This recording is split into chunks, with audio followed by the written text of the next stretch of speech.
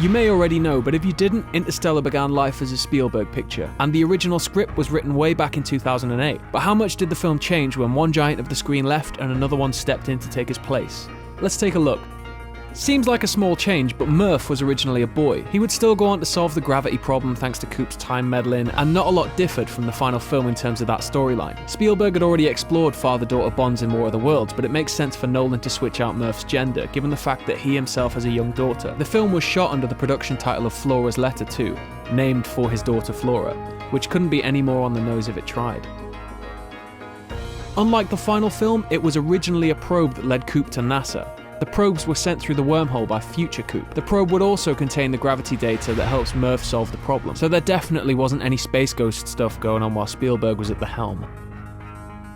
In Nolan's film, the appearance of the wormhole is believed to be linked to an extraterrestrial race looking out for us, but they turn out to be future humans who can transcend the fifth dimension. In the original script, the supposed gravity beings are actually tangible aliens. The aliens in the draft also morph the crew painlessly into various shapes in what would have probably been a pretty visually awesome scene.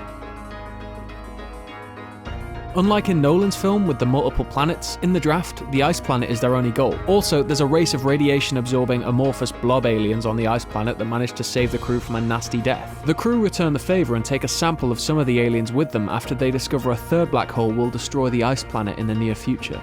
The fun doesn't stop there though, as Coop and co discover a ruined Chinese colony on the planet with all of its occupants dead. This raises some serious questions about humanity's joint effort to save itself, and leads to a discovery of a cave filled with the robots from the Chinese mission. The robots have developed a device capable of gravity manipulation, and aim to use it to move the ice planet away from the black hole. The crew attempt to take the vital device and return to Earth, where it could save humanity, and this results in a fight. Case, one of the robots on the Endurance mission, gets turned by the Chinese robots. Case then tries to sabotage the Endurance mission itself. On the point of the robots, in Nolan's film, Case and TARS look awesome, a truly original design that teases to where robotics are actually going to take us in the future. But in the original script, they were more like Bishop from Alien, boring, samey humanoid robots. They do have a bit more going on story-wise in the draft though. Case obviously gets turned by the Chinese robots, and TARS is actually cast away early in the film, but he returns to tie it all together in a similar, if not more realistic manner to Nolan's finale. So, up to now, there's been a few minor differences. The crew have some alien samples, a robot goes crazy, etc, etc. It all initially follows a similar path to Nolan's final film, but that's where the similarities end. In the draft, the crew are affected worse by time dilation and are hindered horribly when Case flips. They wind up travelling 250 years into the future. So not only are Coop's kids long dead, the ice planet's destroyed, and all human life on Earth is more than likely extinct.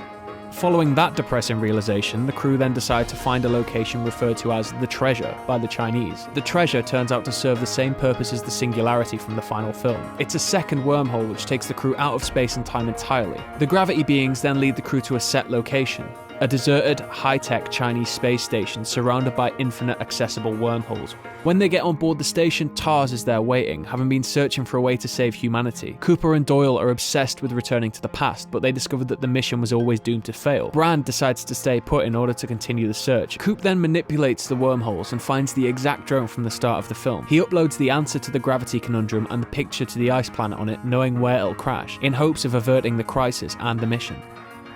Cooper's mission is then over, and he returns to Earth some 300 years after he left. It's a ball of ice, devoid of life. He releases the rescued alien specimens from the ice planet and slowly waits for death. The specimens thrive, and as he sees this, he comes to the horrible realization that the gravity beings weren't trying to save humanity after all. They were leading us to the ice planet to save the alien species and bring them back to the now suitable, safe Earth.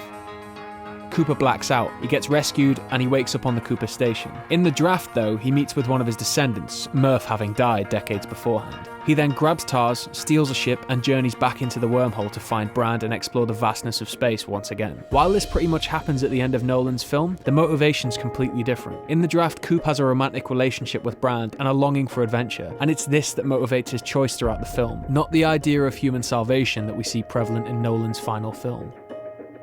So what do you think? Would you rather see the Spielberg version, or are you happy with the Nolan film?